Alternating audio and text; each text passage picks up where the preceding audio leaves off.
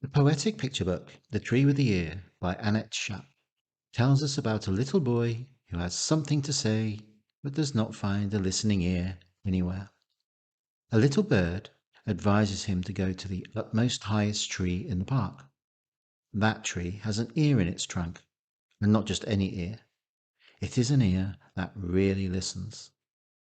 It can hear the grass grow, it hears the wind rustle, and, if it listens even better, it hears how its roots are penetrating into the earth, how they grow, noiselessly, deeper and deeper.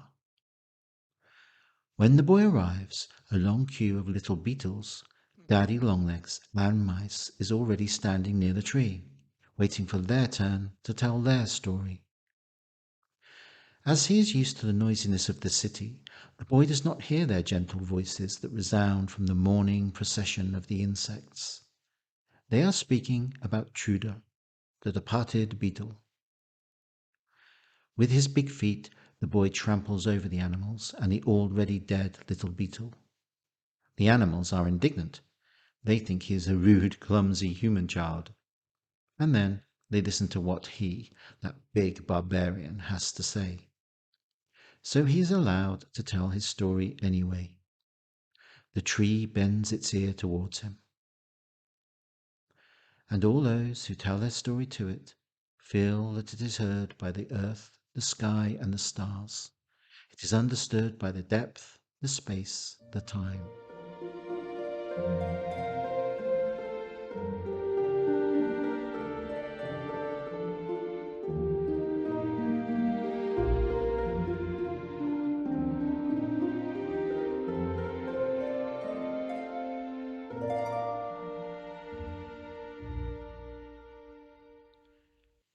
We grow when we are truly heard.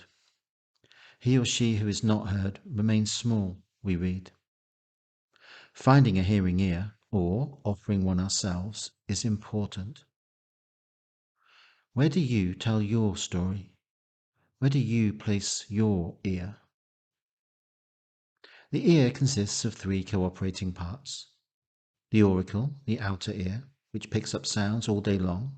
The middle ear, which absorbs the vibrations with the eardrum and the ossicles.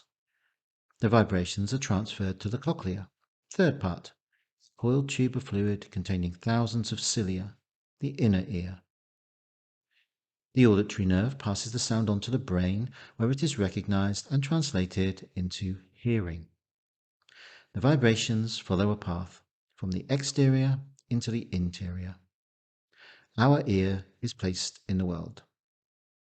Sometimes we are all ears. Sometimes we listen with half an ear, and what we hear goes in at one ear and out at the other. But a lot more is happening than just hearing sounds. The sounds subsequently create images. For instance, we see visions when hearing melodious music. Primeval rhythms make us move. During a reading, we tend to stray off. What is heard evokes new images within us. We can also lend our ear to a friend, another person, expectantly, curiously, comfortingly, attentively, tenderly. The ear is a very special organ. Who has modelled the spherical shape of the eyes? Who has pierced the orifices of the nostrils and ears? If you wish to perceive God in and through mortal beings, then consider how the human being is built in the womb of the mother. See how much skill and how many crafts have been employed on this matter, and learn who is the mother-father of this sublime and divine image of man. Just as from the immovable being, the first vibration resounds as the word, in which the plan of all creation is entailed, and it subsequently becomes light, gets ensoulment, and takes life in a form. Similarly, the ears are the first senses that, during the development of the child within the womb, become active. Next the eyes, and thereafter the sense of touch. Little feet that kick, full of life. So the ear comes first, then the eye. call of the gnosis resounds as a mighty vibration through the all. A sensitive heart reacts. It co-resounds with the call, thanks to the present divine spark. If you put your ear in your heart, you catch the subtle sounds of the gnosis. The inner hearing forms images, generates a deep design. It gives directions to go your path. Listening to the heart is the beginning of insight. It is the door towards the inner vision. He or she who is not willing to hear must feel, is a well-known saying. Profoundly, it is saying that he or she who does not listen to the voice of the soul will have to walk the path of experience with all the thereto belonging ups and downs until the ear is placed in the heart. In the heart, the ear learns to know the gentle whisper of the soul. Those who develop this inner sense, those who can truly listen, in them the word, the divine plan can find entrance, for they have ears to hear and eyes to see. They no longer refuse to listen. Even though they fear to become discouraged, their courage does not fail.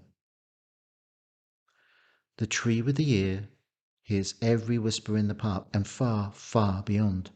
The animals can rely upon it. Hermes directs himself, praying with his entire soul and power, to the universal ear that truly listens, the ineffable being. Lend an ear to me, who prays that I may never be severed from the gnosis, the true knowledge that belongs to my nucleus being. Incline thyself to me, and fill me with thy power. With this grace I shall bring the light to those of my race who are in ignorance. In the depth, in space, through time, everyone's story, every state of being is heard and surrounded with light. He or she who hears and listens does not stay small, but grows, becomes immense in the consciousness of the soul and the spirit.